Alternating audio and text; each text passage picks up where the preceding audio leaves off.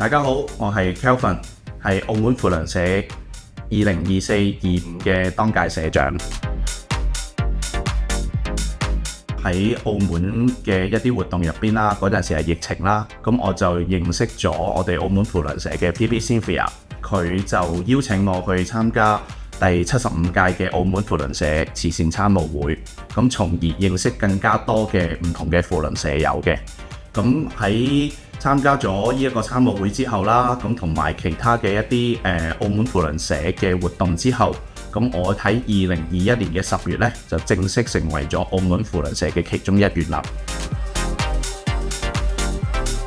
其實我真係由零開始去了解呢個扶輪社嘅。PP Cynthia 俾咗好多嘅介紹知識，話俾我知扶輪社係啲乜嘢啦。咁首先，扶輪社係一個國際性嘅服務組織啦，佢嘅宗旨亦都係希望可以改變到成個世界同埋當地嘅社區嘅情況啦。咁所以會做好多服務嘅項目，亦都會有好多領導力嘅培訓啦，亦都有唔同嘅fellowship 嘅活動嘅。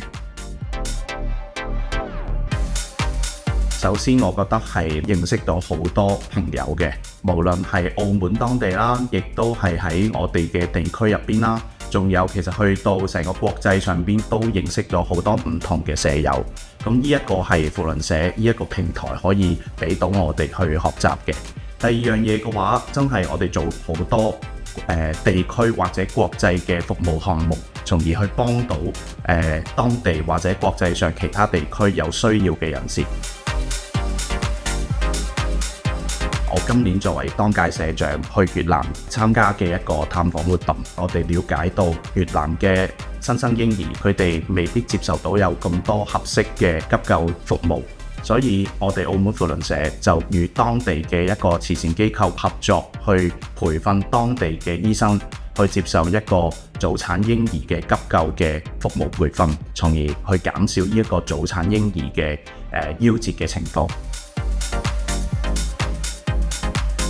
扶輪社除咗可以俾到好多服務嘅機會同埋培訓嘅機會之外，我喺扶輪社可以認識到好多朋友，無論來自澳門、香港或者世界各地嘅朋友，呢一個係一個非常之難能可得嘅機會。澳門扶輪社有超過70年嘅歷史，作為一個年資尚淺嘅扶輪社友，我希望用我嘅能力同埋經驗作為年輕一代嘅橋樑，幫助澳門扶輪社吸引更加多嘅年輕新社友，令到未來更加充滿活力。我喺扶輪組織入邊可以獲得更加多嘅機會同埋新嘅挑戰。我從未試過作為主持參加任何嘅活動，扶輪俾咗一個機會我去主持一個超過400人嘅晚宴。呢一次嘅難能可貴嘅經驗，可以令到我未來更加自信同埋勇於去踏出我嘅舒適圈。